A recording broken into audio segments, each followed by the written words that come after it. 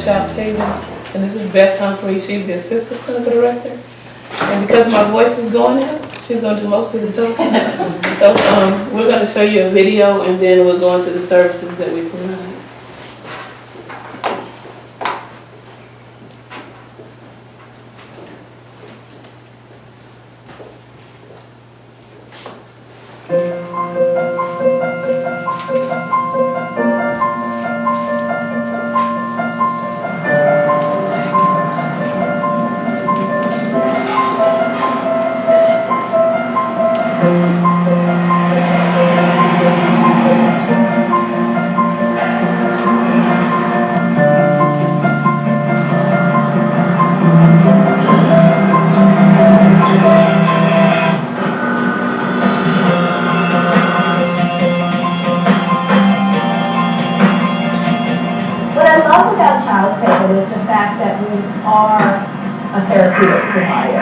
Many, if you come and you look at us, you'll think, oh, this is child care. Some use the word daycare. We are not a typical child care program. Our family support service staff, many of them have master's degrees. They are licensed clinicians. We are a mental health therapeutic provider.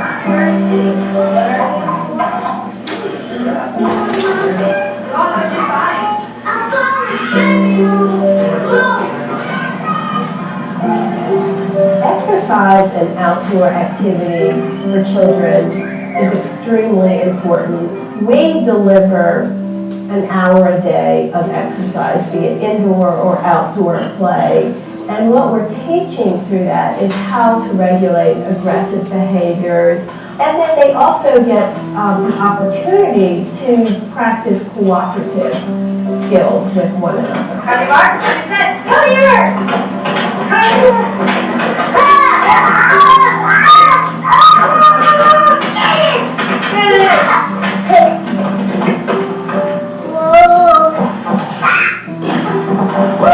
Good job, boy. Wash your hands with soap and water. Soap and water.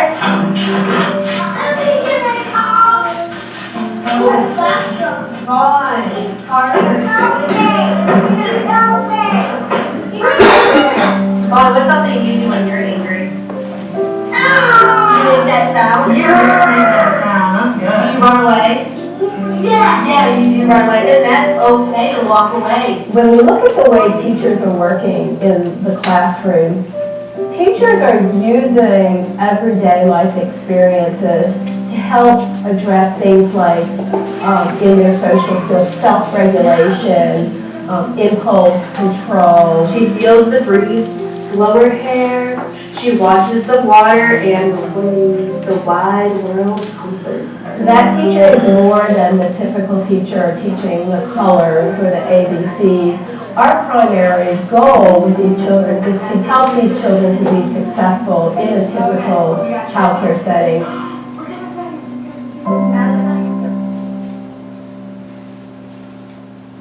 Our branches have different classes, so they change every month. But we have classes on computer basics, we have gardening, we do yoga classes. So if you come in and you have a specific question, but you prefer to do that one-on-one with someone on our staff, then you can book time to actually sit down with someone who works in the library. We have two types of classes. One is a parenting anonymous group, and the other group that we have with parents as teachers. The children don't come to the class, but we teach them how to do it at home. I hope that families leave here with a sense of individuality, that they're not judged, that they know that they're doing the best for their child, and they know where they can go to get help in this community. I'm going to be going to a home visit with this family, and we're going to be doing an activity with Mom and with Spider.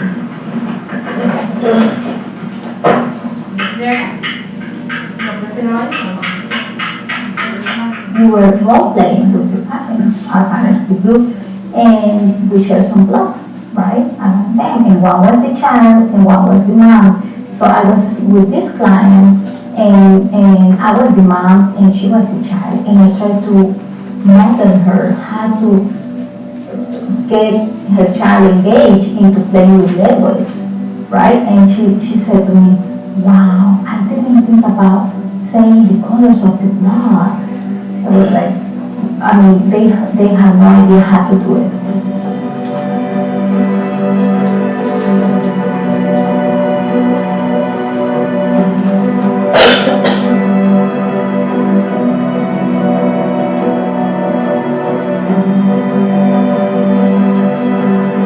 My dream and my hope that we made a statement. We imprinted our learning experiences with them, not only with our children, but also with parents, that break the cycle of abuse, break the cycle of negative parenting. In the future, these children are going to succeed in school. They're going to be able to sit and listen to following directions.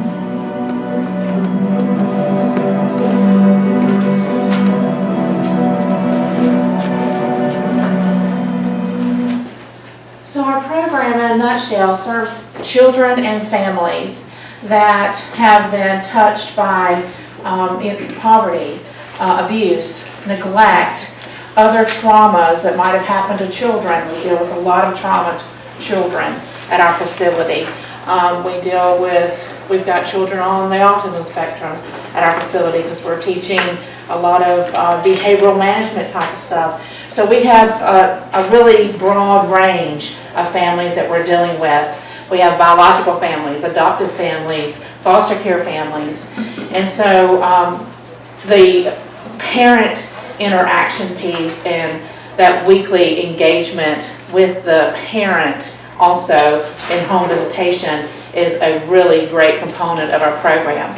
We've got kids getting services 4 hours a day during a therapeutic day. They also get individual therapy 1 hour a week with a therapist. And the family gets that same therapist coming out to their home, doing family therapy and a parents as teachers, parent learning process, educational component as well. And so it's a really intensive program. We also have, of course, the parent education piece that parents come to the facility once a week and have a group of peers, and they're all, I've had families tell me over and over again that having another parent that is experiencing some of the same things that they're experiencing normalizes their life for them. It makes them feel like, oh my gosh, I am not out here by myself. And we all know when we get around a group of kind of like-minded people, we feel like, wow, this person actually knows what I'm talking about. They understand me. They understand my world. And that is so important to give to our families. They really feel empowered by that process. I've been at the Child Center for about 9 years now. I have 3 children. 2 of my own children are special needs children, and I'm very passionate about what we do. I love working with our children and our families. Our program, my 2 children attended when they were very young. I didn't even work there at the time. I do now, but my children are 10, well actually 11, 12, and 13. They just had birthdays. And so my 2 oldest ones went there when they were 2 and 3 years old, so that's been quite some time ago before my employment. And it absolutely, even now, I can see in their older age the impact that a Child's Haven had in their lives when they were in that really important, very important preschool time frame where we know early intervention is so powerful in those first few years of life. And that's why I'm really passionate about what we do. Any questions about what we do that I might could help you with? No? Where are you? We are now located, we used to be over right beside Meyer Center. We were in that building complex for many, many years. We have a new state-of-the-art facility now on the land where the old Armstrong Elementary building used to be, if you're from the Greenville area. So off of White Horse Road, we mowed down that building and we built a new facility on that land about 2 years ago and moved to there. So we're located out that way. We serve all of Greenville County. We have children that get on our buses in Simpsonville.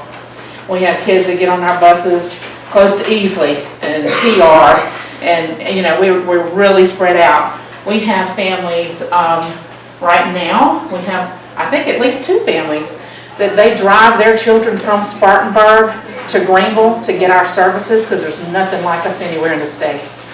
And their kids need the service that desperately. And so we set those families up on Medicaid reimbursement for their mileage, because our bus can't go to Spartanburg.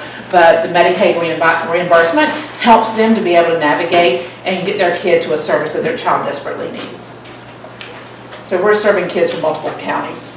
How do you get your families or children, how do The they? referral process? Yeah, how do they? So Alicia, I think, is actually handing out one of our referrals. We have parental referrals, so a parent can actually refer their own child, their own family, their own child, any primary care physician, OTs, PTs, STs, early interventionists, any person, a Head Start staff member, your preschool teacher, anyone really can refer the child for our services. When the child gets referred, we process that. They do have to have Medicaid to get our services, and no additional extra insurances. So we can't have a third-party liability. Only a Medicaid client can receive our services. Self-pay would just be incredibly, not anybody can do that. it's way too expensive for someone to attempt to self-pay. But Medicaid services we do provide. And so anyone can refer. They go on our wait list. When a spot opens up, then I would contact the family and schedule a one-on-one diagnostic assessment. I do the diagnostic assessments at the agency, and so at that time, the family comes in with the child. It's about a 2.5-hour process because it's an intensive diagnostic assessment. We get a lot of family history information, behavior information, as much as we can gather in that time frame from the family, and then submit for services if we feel like the child meets criteria for the services we're rendering. And I gave everybody a copy of the referral form, but if you go on our website, thechildsaving.org, you can also fill out the referral form on the website and just submit it. Which is brand new. I totally forgot about that because it's just new in the past few months. So you can hop on our website and get that as well. Do you have quite a wait list? Right now, I have burned through my wait list. We have gotten a lot of new kids starting. We'll have about 70 kids come January that we're serving. And I think I have 12 kids on my wait list, which is highly unusual. I usually have 50 or more. And so I have filled up because we opened up a new classroom. So that took about 13 kids off my wait list because we opened up a new classroom. But the kids discharge regularly. Right. So every time a child discharges, we take We a pull kid from off the wait list. We put them in that slot. What age range do you serve? We see 12 weeks to 5 To years 5 old, years. before kindergarten. You had a question? Yeah. Our family is the new foster family, and so I'm just wondering if future, if you had a child that needed these services, but their parent also needed the course, the classes, how does that work when the parent doesn't have custody? The foster family, whoever the caregiver is, has to engage in those services. So if it's a foster care family, then they're the ones engaging in the at-home visitation piece and the parent ed piece. Okay, so it's not training or anything for the birth family then to... We have had that happen, not that it doesn't, but it's very rare. It's only if we know that the child is going to be reunified. Yeah, So if DSS calls us and says they're working, literally working on your reunification, not that it's a plan down the line, then that's when we call in the parent and try to do services with both. So the transition is smooth, and then once they transfer to the biological parent, we can just transfer the services to them. But not until we know that there's going to be a reunification with them, because that can cause it to get sticky sometimes. Parent training, is this open to parents who do not have children at a child saving? right now it's not because our slots are so full with the families that we're currently serving at our agency. We hope to do that in the future again. We used to have that available, but we are so packed now in the rooms. The facility itself that we do that class in only holds so many people. And if we opened it up, it would be so many, we would be able to, That's fine. I Yeah, just- the capacity would- There's but- a huge need for. absolutely. And we recognize that there definitely is need, yes, ma'am, We did that up until this this year. And then we had to change it just because now we've expanded, we have 2 classes during the week and we're getting ready to start a 3rd in the evening, just with the parents that we have. So we're thinking about trying to open it back up, but we gotta work all that out. Any other questions for Child Saving? All right, let's give it. Thank you.